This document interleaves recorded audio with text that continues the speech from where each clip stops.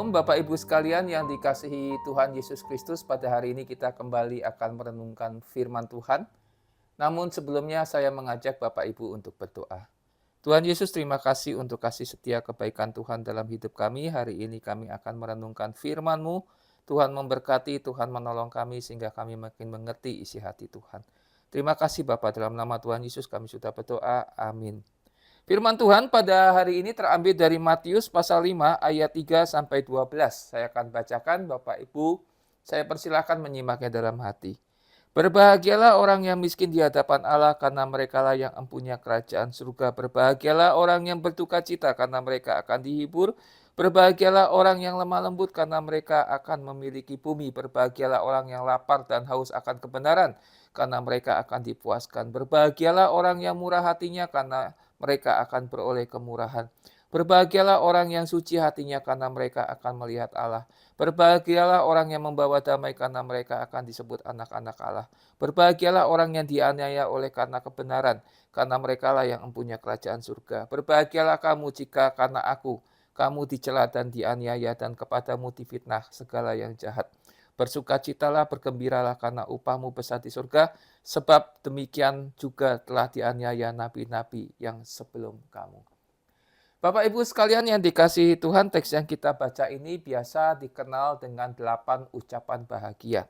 Dan kalau kita sedikit menelusuri 8 ucapan bahagia ini, kita menemukan bagaimana Yesus membandingkan bagaimana sih kebahagiaan warga kerajaan Allah dengan dunia. Bapak Ibu, kita sering berpikir bahwa apa yang kita nikmati di dunia ini pasti sama dengan apa yang di kerajaan Allah, di kerajaan surga. Dalam artian, kalau kita di dunia ini mungkin kebahagiaan kita adalah menjadi seorang yang kaya raya, menjadi seorang yang memiliki kekuasaan yang besar, menjadi seseorang yang mungkin cukup kuat dalam menghadapi semua masalah, cukup pintar, cukup pandai, dan lain-lain sebagainya. Tetapi kalau kita melihat di dalam 8 ucapan bahagia ini, kita menemukan satu hal yang membuat kita berpikir kok berbeda gitu ya. Dan tentu apalagi kalau dalam konteks Tuhan Yesus ngomong dengan orang Yahudi. Mereka juga pasti juga kaget mendengar 8 ucapan bahagia ini. Kenapa? Karena saya tidak sebut satu-satu. Contohnya dalam ayat 3. Berbahagia orang yang miskin di hadapan Allah. Berbahagialah orang yang berduka cita. Berbahagialah orang yang lemah lembut. Kalau di dunia, yang berbahagia itu orang yang kaya. Ya Bapak Ibu sekalian ya, kalau nggak punya uang bagaimana mau bahagia gitu. Kira-kira pemikiran di dunia seperti itu. Orang yang berduka cita, yang berbahagia itu orang yang bersukaria, yang hidupnya senang di dunia ini. Bukan orang yang sedang ditinggalkan oleh sahabat terkasih, orang tua terkasih, ketika orang-orang yang dikasihi meninggal dunia dipanggil Tuhan. Itu berduka cita, bagaimana bisa bahagia? Ini pemikiran dunia. Lalu orang yang lemah lembut.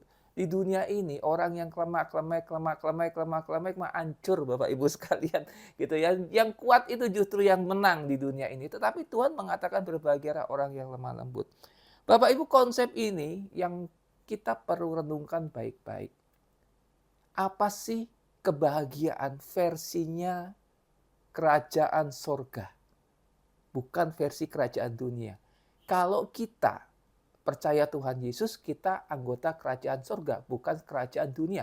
Berarti versi kebahagiaan kita harusnya versi kerajaan surga. Contohnya, berbahagialah orang yang miskin di hadapan Allah karena mereka punya kerajaan surga. Miskin itu berarti orang yang senantiasa lapar akan firman Tuhan. Ini konsep kerajaan surga.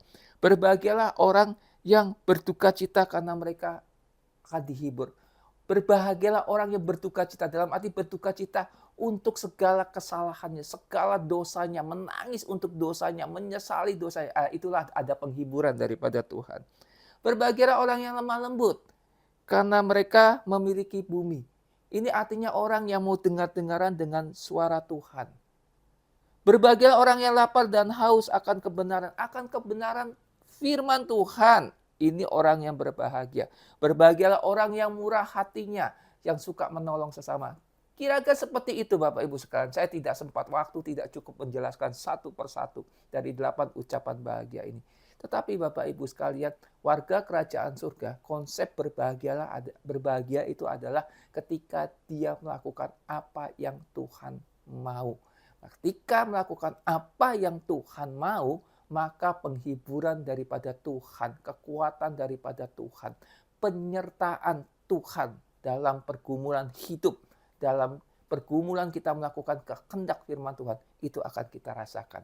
Bukankah merasakan Tuhan itu adalah hal yang paling berbahagia bagi kita? Bukan harta, bukan tahta, bukan segala hal kuasa yang diberikan pada kita, tetapi bagaimana kita bisa merasakan kehadiran Tuhan di dalam hidup kita, penyertaan Tuhan dalam hidup kita.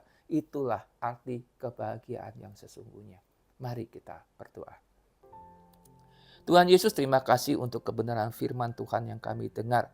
Biarlah firman Tuhan ini mengajarkan bahwa ketika kami hidup di dunia ini, sebagai orang percaya, sebagai warga kerajaan surga, kami mengikuti kebahagiaan. Bagaimana kami mengejar kebahagiaan standar daripada surga. Ajar kami untuk tidak mengikuti kebahagiaan dunia, tetapi kami berbahagia karena kami melakukan kehendak Tuhan. Terima kasih Bapa, dalam nama Tuhan Yesus kami sudah berdoa. Amin.